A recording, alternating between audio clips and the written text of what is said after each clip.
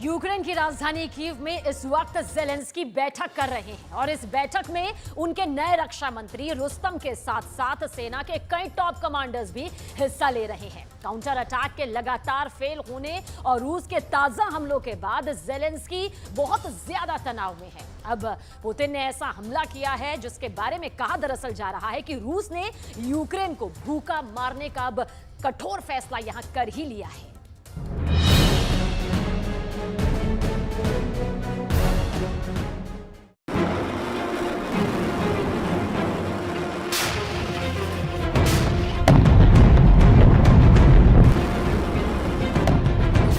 अनाज की बोरियों में लगी ये आग बहुत भयावह है। यूक्रेन से विदेशों में जा रहे अनाज रूस के ड्रोन हमले में धू-धू कर जल गए।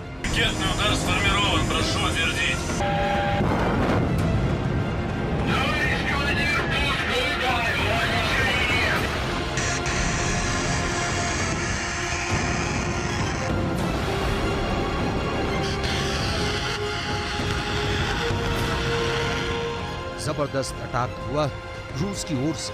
ज़ेलेंस्की के लिए पुतिन का मैसेज बिल्कुल डायरेक्ट है। यूक्रेन से अनाज बाहर नहीं जाने देंगे। जहां जहां जाओगे वहां वहां मारेंगे। जिस पोर्ट पर रूस ने हमला कर भारी मात्रा में अनाजों में आग लगा दी है वो रिवर पोर्ट है। यूक्रेन ऐसा देश है जहां नदी पर कई पोर्ट्स हैं। डेन्यूब रिवर का इजमेल पोर्ट ओडेसा के बिल्कुल दक्षिणी हिस्से में है। डेन्यूब नदी इस वक्त यूक्रेन से अनाज सप्लाई का मुख्य रूट बन गई है। जुलाई में रूस ने अनाज की डील तोड़ दी। उसके बाद रूस ने यूक्रेन के सारे बंदरगाहों को या तो निशाना बनाया है या निशाना बनाने की तैयारी में है। रूस यूक्रेन को आर्थिक रूप से पंगु कर देना चाहता है। यूक्रेन के अनाज खाने वाले अफ्रीकी देश के नेता आपको याद हो तो रूस भी गए थे और यूक्रेन भी गए थे, लेकिन कुछ नहीं हुआ। यहाँ अनाज की बोरियां स्वाहा हो रही हैं और वहाँ अफ्रीका में कोई भूखा सो रहा है। ज़ेलेंस्की के पास अब कुछ नहीं बचा, फिर भी जिद के मद में यूक्रेन के जल जाने की मुकम्मल कहानी लिखने के लिए देश को जलाने में मदद कर रहे हैं।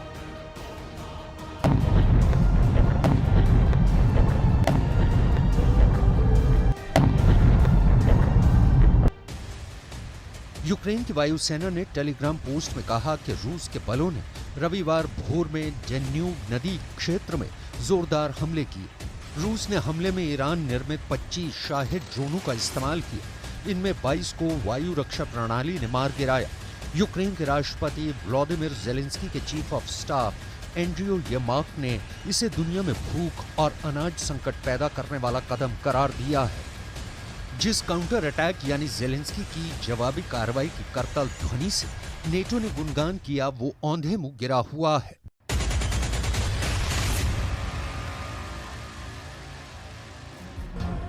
यूक्रेन का काउंटर अटैक मोर्चा दर मोर्चा फेल हो रहा है। उल्टे रूस के यूक्रेन पर हमलों ने नया जलजला पैदा कर दिया है। इसकी डिटेल पहले यहाँ समझ लेते हैं कि ज़ेलेंस्की के ये दिन आ गए हैं कि उन्हें अपने रक्षा मंत्री तक पर भरोसा नहीं रहा। ज़ेलेंस्की ने यूक्रेन के रक्षा मंत्री को उसके पद से हटा दिया है, लेकिन पुराने रक्षा मंत्री की जगह जिसने पदभार संभाला है उस रुस्तम की डिटेल आगे दिखाएंगे। अभी यूक्रेन के रक्षा मंत्री की विदाई का ABCD समझ लीजिए। ज़ेलेंस्की ने अपने रक्षा मंत्री ओलेक्सी रेज़निकोव को हटा दिया है। ओलेक्सी रेज़निकोव जंग शुरू होने के 3 महीने पहले नवंबर 2021 में ही यूक्रेन के रक्षा मंत्री बने थे। ज़ेलेंस्की ने इसकी घोषणा टेलीग्राम अकाउंट पर की थी।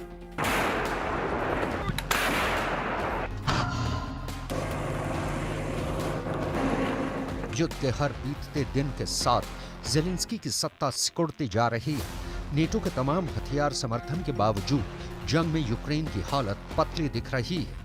एक नहीं, इसके कई उदाहरण सामने आ रहे हैं। इजमेल पोर्ट पर ब्लास्ट की तस्वीरें भी आपने देखी। अब आप रूस के यूक्रेन पर किए सबसे ताजा हमले की तस्वीरें देखिए। ये तस्वीरें बताती हैं कि अमेरिका वाली पैट्रियट एयर डिफेंस सिस्टम भी रूस को नहीं रोक पा रहा है। ज़ेलेंस्की अपने ड्रोनों से रूस में क्रेमलिन टू क्राइमिया हमले तो कर रहे हैं, लेकिन पुतिन के हमलों को रोक पाने की यूक्रेन में कभी भी नहीं आई। यूक्रेन के इसी सच पर पर्दा रखने के लिए ज़ेलेंस्की ने रक्षा मंत्री को बदल दिया, वरना युद्ध काल में अनुभवी सैनिक की बलि भला कौन चढ़ाता है।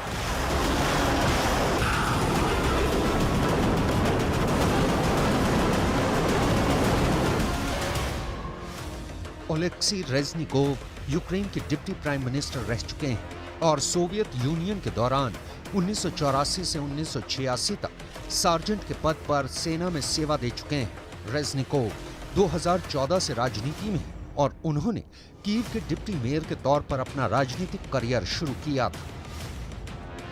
कभी ज़ेलेंस्की के करीबी माने जाने वाले रेज़निकोव को 2019 के बाद से ही लगातार तरक्की कर रहे थे, लेकिन सेना में फैले भ्रष्टाचार की आग ने रेज़निकोव के दामन पर भी दाग लगा दिए।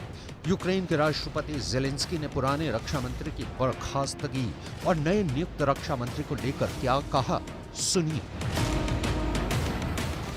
रेज़निकोव ने जंग के 550 दिनों तक मंत्रालय को संभाला है।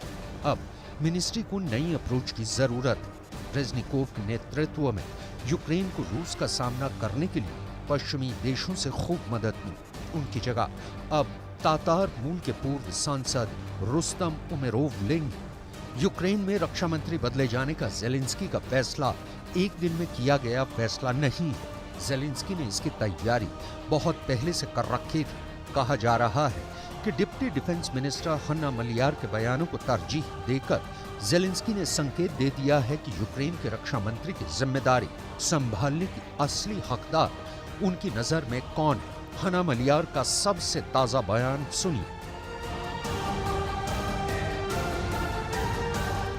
Минулого тижня Збройні сили України знищили більше 3 тисяч, майже 4 тисячі ворожих бійців.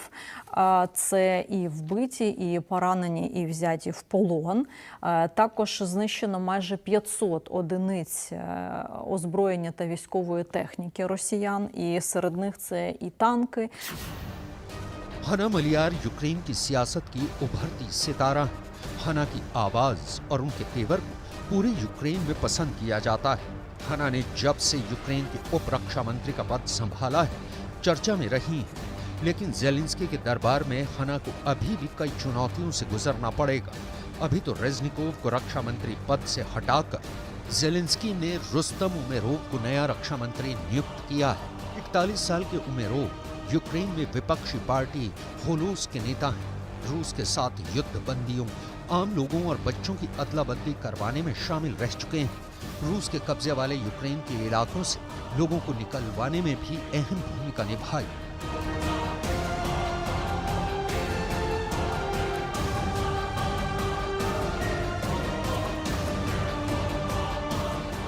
रुस्तम उमेरोव को नया रक्षा मंत्री बनाने के पीछे असली मकसद ज़ेलेंस्की की चाहत। रुस्तम भी हो सकते हैं और नेटो की चाहत भी कि पुराने रक्षा मंत्री को पद से हटाया जाए।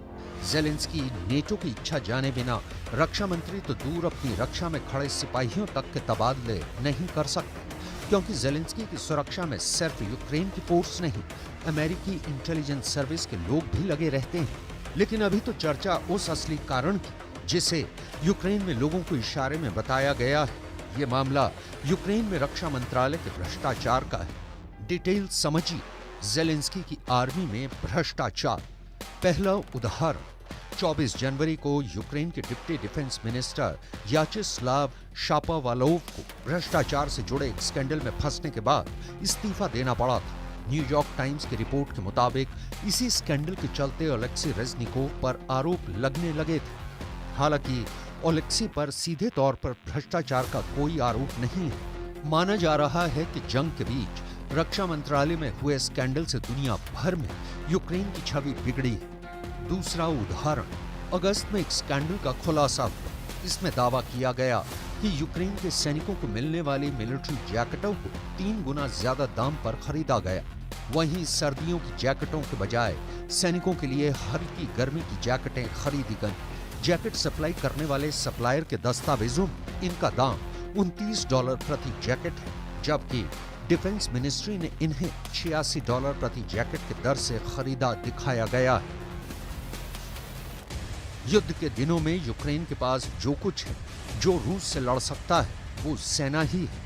देश की अर्थव्यवस्था में जो भी खर्च निकालना है वो सेना के लिए निकालना है। हथियार खरीदने से लेकर सेना की वर्दी खरीदने तक युद्ध काल में ये बहुत चुनौतीपूर्ण काम होता है। सेना के लिए जो खर्च हो उसमें कमीशन खोरी या भ्रष्टाचार ना हो, लेकिन ज़ेलेंस्की की सेना इस आरोप से खुद को बचा नहीं पाई।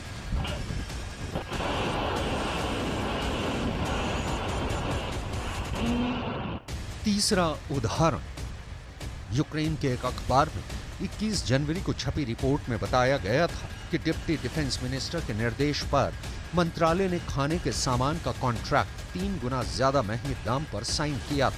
द कीव इंडिपेंडेंट के मुताबिक एक अंडा जो कीव की दुकानों में 15 रुपए में मिलता है उसे 37 रुपए के भाव से खरीदा गया था।